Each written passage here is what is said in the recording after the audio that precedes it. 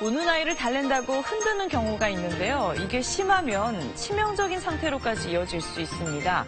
흔들린 아이 증후군으로 불리기도 하는데 어떤 내용인지 자세히 알아보겠습니다. 지난해 9월 생후 8개월 된 아이가 의식을 잃은 채 한 대학병원 응급실에 실려갔습니다. CT 촬영 결과 아이의 뇌는 심하게 부어 있었고 뇌출혈과 망막출혈이 발견됐습니다. 아버지 김 씨는 아이가 소파에서 자다가 떨어진 거라고 진술했지만 의료진이 보기엔 머리에 외상이 없었고 소파에서 떨어졌다고 하기엔 상태가 아주 좋지 않아 보였습니다. 이상하게 느낀 의료진이 김 씨를 아동학대로 신고했고 김 씨는 아이가 울기에 달랠 겸 비행기 놀이를 하다가 떨어뜨렸을 뿐 학대할 의도는 없었다며 진술을 번복했습니다.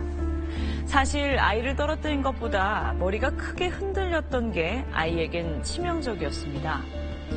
아기는 머리를 받치는 근육이 잘 발달하지 못해서 머리가 흔들리면서 받는 손상이 성인과는 큰 차이가 있고 흔들릴 때의 잠깐의 충격이 아이에겐 생명을 위협하는 출혈을 초래할 수 있다고 전문가들은 조언합니다.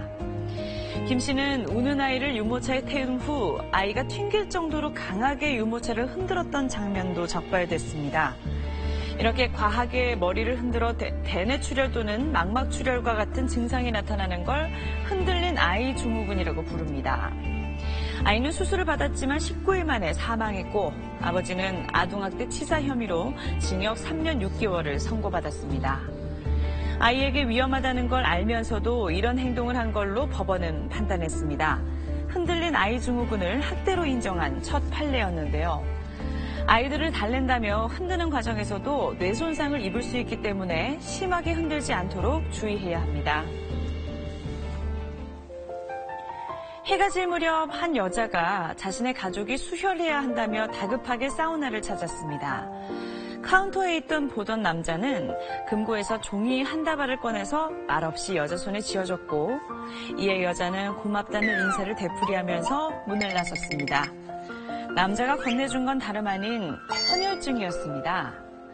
찜질방 주인인 정삼균 씨는 지난 10년간 10,000장이 넘는 헌혈증을 모았는데요. 이 많은 헌혈증은 다 어디서 난 걸까요? 정 씨는 대학 시절 우연히 헌혈을 하게 됐습니다. 그리고 집에 돌아가던 중 문득 모든 사람은 피를 가지고 있는데 왜 늘 수혈을 못 받는 환자가 생기는지 궁금해졌다고요. 이후 정 씨는 꾸준히 헌혈을 실천해서 각종 헌혈상을 수상하기도 했습니다. 그리고 11년 전 찜질방 사업을 시작했고 기업 1주년을 맞아서 특별한 이벤트를 열었습니다. 헌혈증을 기증하면 무료로 사우나를 이용할 수 있는 건데요. 주변에선 헌혈증이 모이겠냐고 적자만 생길 수도 있다며 만류하기도 했지만 이 이벤트를 하면서 착한 찜질방으로 알려지며 되려 단골 손님도 많이 생겼다고 하네요.